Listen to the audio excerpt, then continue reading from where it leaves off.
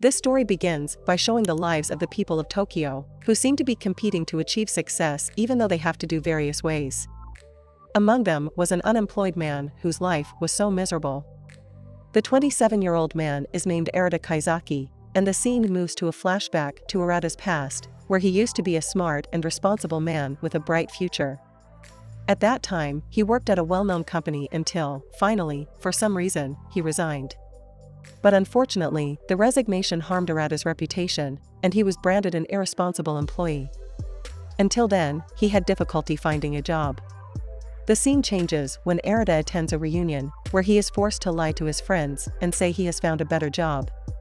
Therefore, his friends asked him to treat them to food and drinks as a celebration, which he could not refuse. After the reunion is over, Arata returns home drunk. He was actually confused because the money for food had run out to treat his friends to eat and drink. That's when an unexpected incident occurred. A man suddenly came in front of Arata and greeted him. The man then introduced himself as Ryu Yoke, a representative of a secret laboratory called ReLIFE.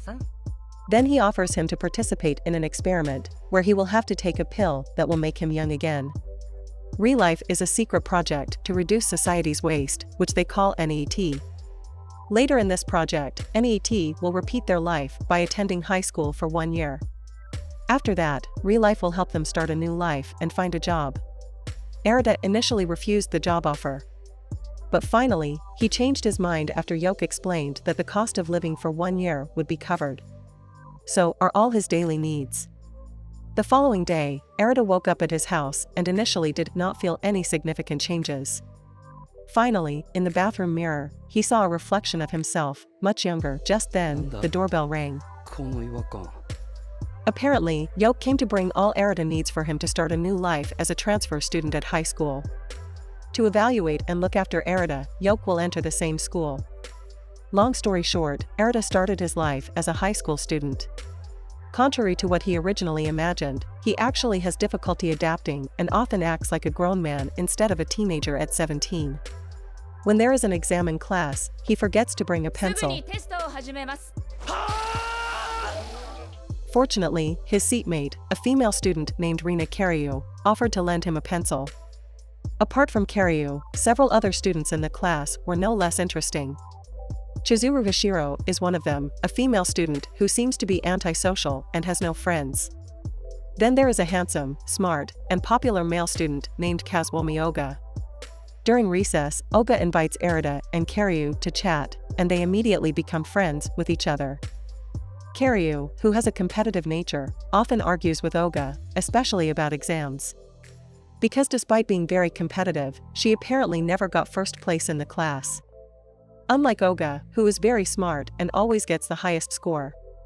Arata, who saw them fighting often, could see that Oga and Karyu actually liked each other even though they didn't dare to express their feelings. The scene moves to the previous morning when Yoke explains everything about the school and ReLIFE. He emphasizes that when the experimental period ends the following year, everyone's memories of Arata will disappear. On the other hand, he will still remember when he lived a new life as a 17-year-old teenager. His memory would be erased if he later leaked about the ReLIFE project. A few days later, Arata has begun to adapt and even make close friends with his classmates. While having lunch in the cafeteria, he sees Hashiro having a problem because she doesn't have any food, so he intends to help her. Hashiro explains that the school provides special lunches for outstanding students like herself. But at the time, somehow, the lunch had run out while she didn't bring any money to buy food. Arata feels sorry for her condition and ends up lending her 1,000 yen so she can buy lunch. When Arata came home from school that day, he again met Hashiro, who was alone in class. After talking for some time, Hashiro vented how she had a hard time adapting, leaving her without friends. She saw Arata's closeness with the other students even though he had just transferred to the school and asked for advice so that she too could adapt. As a figure who is actually an adult, Arata then gives suggestions for Hashiro to smile more. But when she followed the advice, the smile she showed him actually looked scary. After that, she asked for Arata's phone number as a starting point for her to start making friends. Hashiro's actions were praised by Arata, who was touched by her and said that her efforts had been very good. The next day at school, Oga and Hashiro were chosen to represent the class because they got the highest score. While on the other hand, Arata actually faces test sheets, all of which get bad grades. It's not only him who is sad because of his grades. Karyu seems to have experienced the same thing. She looked at the front of the class with irritation and jealousy because her grades were below Hashiro's. Especially when Hashiro walked in front of the class and accidentally looked at Karyu, Hashiro's smile seemed mocking, which made her even more annoyed.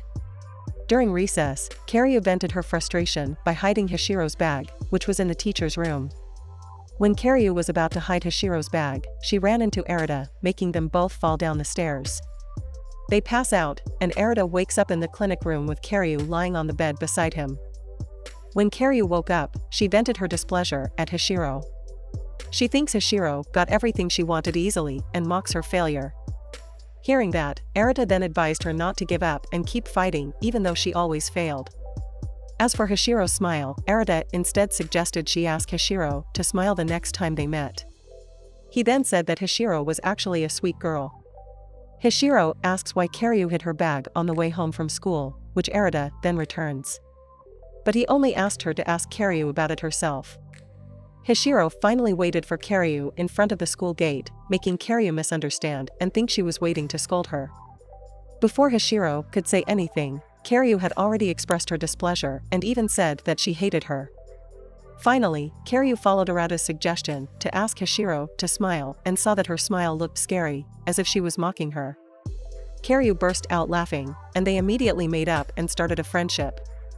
The scene moves when Oga is about to go to Arata's house to study together. Even though he has studied with Oga, Arata's grades are still not improving. Flashback to Arata's past, while working at his previous company, he knew that a female employee was framed by seniors who were jealous of her achievements. The employee could not withstand the pressure from the surroundings and chose to end her life, making Arata feel very sad. This makes him decide to quit his job because he knows how the people in the company are not good. A few days later, Oga finally realizes his feelings for Karyu even though he doesn't know how to confess those feelings. Finally, he contacted Arata to say that he likes Karyu, and he asked for advice on how to approach the girl. Arata, who already has a lot of experience, advises him to be manly and confess love in a romantic atmosphere. Like during the fireworks festival, long story short, they all came to the fireworks festival. Oga and Karyu are a couple, as are Arata and Hashiro. In the end, Oga confesses his feelings to Karyu, and she says that she has the same feelings as him. Although Karyu was surprised that Oga confessed his feelings in the crowd at the festival, she asked him to be her boyfriend. In another scene, Hashiro and Arata are alone watching the beauty of the fireworks. Then, he glanced at her and noticed his feeling for her. But the surprise occurred because the flashback scene showed that Hashiro was also an experimental figure from ReLIFE. However, she failed in the first year, so she begged Yoke for a second chance. So that this year is her second time in life as a high school student. Time flies, and one day, Arata asks Yoke for pills to restore his body. On that day, he wanted to make a pilgrimage to the grave of his colleague and senior. At the funeral, Arata accidentally runs into a junior at the company he used to work. The juniors apparently recognized him and expressed their admiration for him for having the courage to defend his coworkers who were treated unfairly. Even Arata's actions motivated them to be brave like him. The meeting with his juniors was apparently very memorable for Arata. So he was compelled to make so many memories with his friends at this time. Armed with this intention, Arata then intends to confess his feelings to Hashiro. That night, he met Hashiro and confessed his feelings. Unfortunately, she rejects his love because she thinks there is no point in being with him if his memory will be lost after her one-year experiment is over. In fact, she has the same feelings for him. 1 year later, the two of them will soon be graduating from school.